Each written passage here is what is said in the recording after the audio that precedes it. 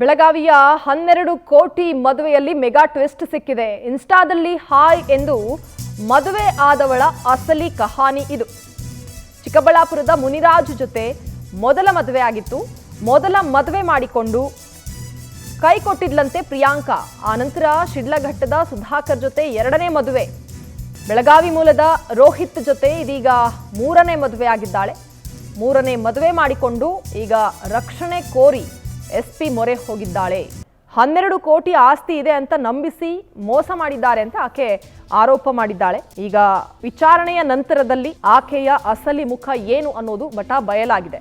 ಇದು 3 ಮದುವೆ ಆದವಳ ಕಥೆ. ಇನ್ಸ್ಟಾದಲ್ಲಿ ಪರಿಚಯ ಆಗುತ್ತೆ. ಹಾಯ್ ಅಂತ ಹೇಳಿದ್ದಕ್ಕೆ ಆನಂತರ ಅವರಿಬ್ಬರ ನಡುವೆ ಸ್ನೇಹ, ಸಲುಗೆ, ಆನಂತರ ಮದುವೆ. ಕೊನೆಗೆ ತಾನೇ ಹೋಗಿ ಪೊಲೀಸ್ ಠಾಣೆಗೆ ಕಂಪ್ಲೇಂಟ್ ಕೊಟ್ಟು ಈಗ ಪೊಲೀಸರ ಎದುರು ಆಕೆಯ ಇನ್ನೊಂದು ಮುಖ ಬಯಲಾಗಿದೆ.